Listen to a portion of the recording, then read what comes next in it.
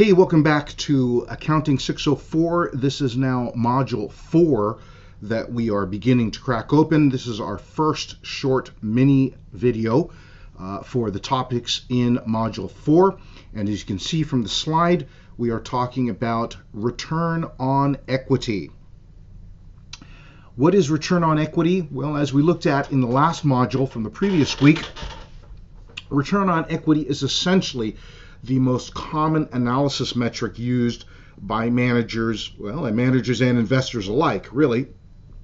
It takes, the calculation takes net income and divides it by average stockholders' equity. An average, of course, means you take the balance from the beginning of the period in question, take the balance from the ending of the period in question, average those two together.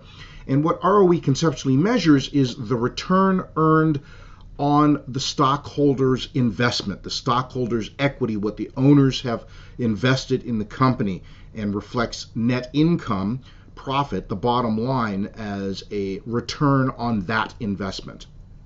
And so in this particular module, in Module 4 of the textbook, you can see here it is using Pfizer as the target company. And as you can see here for 2022, it shows an ROE calculation of 36.3%. I would simply call to you the mechanical calculation shown there in the bottom left-hand corner of this table, right? It takes the net income attributable to common shareholders of $31,372. Of course, all of these are in millions of dollars, and then takes the beginning and ending equity numbers, shareholders' equity of 77,201 and 95,661 respectively, and then averages them, right? Add it together, divide by 2.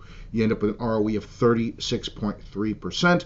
Initially, you look at this and you would say, well, compared to the S&P 500, which typically ROE is going to hover between 14 and 17%, as the note says there at the bottom, right? Wow, 36.3%. That is a whopping grand time. And it is. And of course, you and I both remember what was going on from 2020 to about 2022 or 3, right? COVID. And so why is Pfizer's ROE so elevated up into the 30%, over 30%? Well, because of the consequences in the marketplace of COVID, of Pfizer's COVID vaccines, and those kinds of things, right? So in one sense, we look at this, it's not immediately surprising. In fact, we think we already sort of have a hint of what are the stories behind this particular number, right? But let us keep looking. Here's a slide that is not in your textbook, but if you pull up ROE for Pfizer, the Pfizer Corporation, from 2019 to 2023, you go 1 year past what the textbook's talking about, take a look at this. Now, this is interesting. You can see that ROE goes from 2019 all the way to 2023, and these numbers are slightly different than what you saw in the textbook, but I think you are seeing a trend here, right? 25.8 down to 14.5 in 2020, and then up to 28, and then over 30, and then in 2023 it plummets to 2.4. Whoa, what is the story going on here?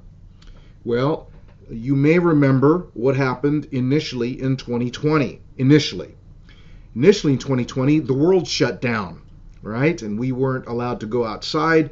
We had to wear a mask and breathe our own breath for the better part of the front half of 2020. And it wasn't until later in 2020 or 2021 when vaccines began to be released.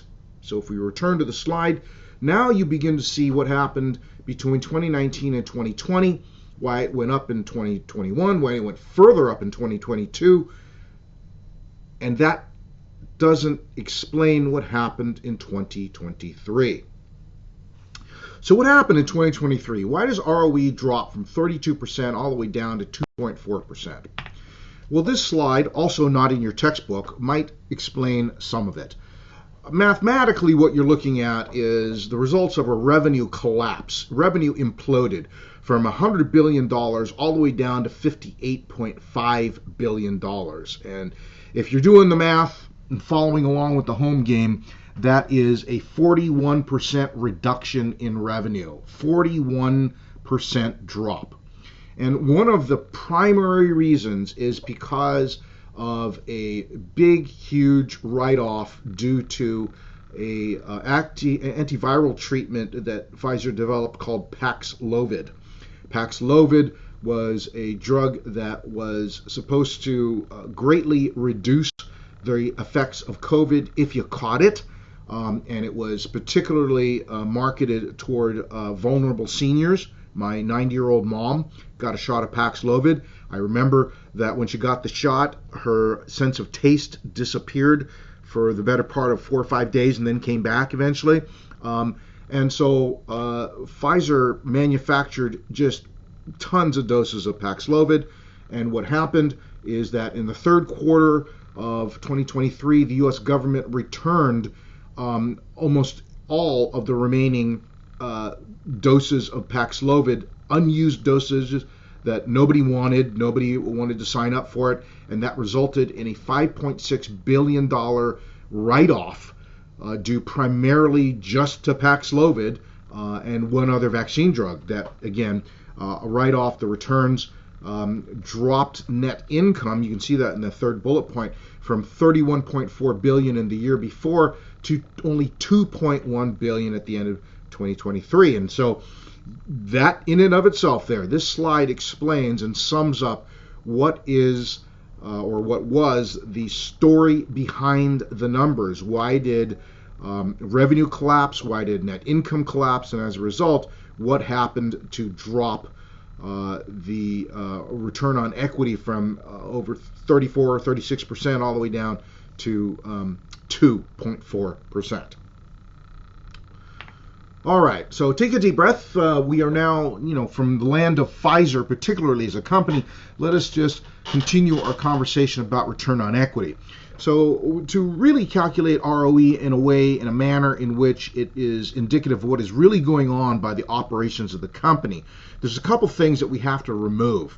We have to remove the effects of non-controlling interests, if they exist, as well as the results of preferred stock, if that is one of the equity accounts that is shown in the balance sheet.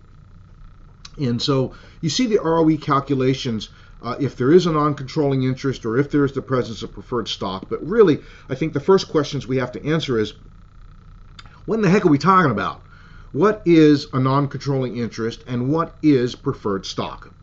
So a non-controlling interest essentially is the company that you're examining has a minority equity interest in some sort of subsidiary company. They're, in that sense, a parent company, but they don't own and control that subsidiary. And therefore, they would report their equity interest as a non-controlling, because they're not really the controlling parent company, right? A non-controlling interest. And the reason I have these logos on this slide is because at a point in time, Walt Disney Company, the Walt Disney Corporation had a non-controlling interest in Comcast as well as a non-controlling interest in Hulu. And they reported it as a non-controlling interest. So if you wanted to figure out the ROE for Walt Disney, you would remove the effects of the non-controlling, the minority interest in these two other little companies. Or, well, I guess not so little, really, right? Now, of course, the latest is that Disney Corp has a fully controlling interest in Hulu. So, I mean, but at the initial point in time, it was a non-controlling interest, which is why we illustrate it that way on this slide. Now, what about preferred stock? And we've talked about this a little bit in Module 2. Preferred stock is really, as you can see here on the slide, sort of a no man's land. It's an instrument that is sort of equity and really sort of debt and sort of a balancing act with one foot in each world. What do we mean by that? Well, it is shown on the balance sheet as an equity account, but it comes with it. With preferred stock comes, of course, no voting rights, unlike common stock. It has fixed contractual dividends, which is also unlike common stock. and also takes a priority in payouts like debt. Okay. So in the real world, how do companies and sources of capital really use the investment opportunity afforded by preferred stock? You sort of see it there in the last 3 bullet points. It allows the injection of capital without increasing your leverage ratios, and that can be very useful if you are a company who already has some existing leverage and you don't want to scare off future investment by really upping your FL ratios. For the owners of preferred stock, it provides a predictable source of income that you can count on. So in that sense, it's like owning a bond, really, right? And so we really look at it as sort of a quasi loan to the company with some potential upside ownership strategy or control strategy in the future.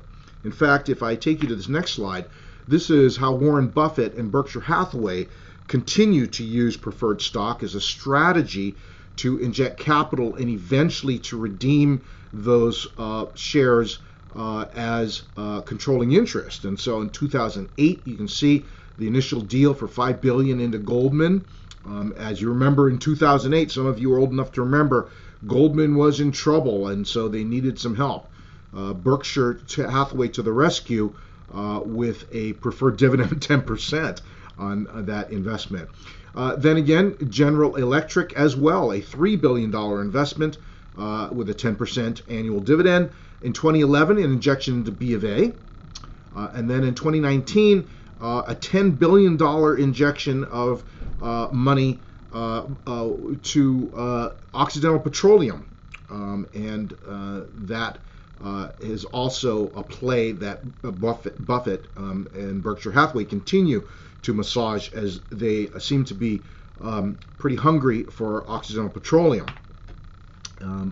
Now, in that particular sense, if we talk about Oxy or Occidental Petroleum, you can see here on this slide how we would mechanically then calculate return on equity, knowing that there is this significant preferred stock item on the balance sheet.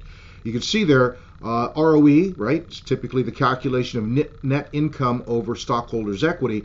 Net income, you see there, 12,504, taken right off the 2022 column of net income attributable to common stockholders, right? So we take out the preferred stock dividends. And then notice the calculation of average shareholders or stockholders' equity, that more complicated calculation removing the equity balances for preferred stock shown respectively in 2021 and 2022. So that's how you would mechanically do that calculation, so to speak. Why does return on equity matter? You can see here on this slide 3 particular insights that I might offer to you why ROE is important in your analysis. It's important in your analysis and calculations. Why? Because ROE exposes or reveals the efficiency of shareholder capital use. In other words, it's about not just profitability, but profitability relative to the resources entrusted by owners and not other sources, right? So really, if you're an owner, you really want to know what is the return on the investment that I might make. In addition, as we'll get into in the next couple of slide decks, when we really disaggregate ROE through a technique we will take a look at called DuPont analysis. Return on equity and the DuPont analysis disaggregation shows how strategy and operations and finance all have a possible role in driving returns. And so it helps you when you perform the disaggregation, as we'll look at in the next couple of decks, you can pinpoint what is actually driving return on equity. Is it higher profitability margins? Is it efficient asset use? Or is it simply financial leverage, the adroit or nimble use of borrowing that is driving the return on equity? And then finally, the third bullet point here, that ROE matters because it really is the engine that drives not only accounting performance, but market valuation and how attractive the company may be as a potential investment. And so for all of these reasons, ROE and the calculations that we'll use in conjunction with that Really, really important to our analyzing, our understanding of what financial statements bring to the table and what are the stories behind the numbers. Hope that helps some. We will see you in the next slide deck.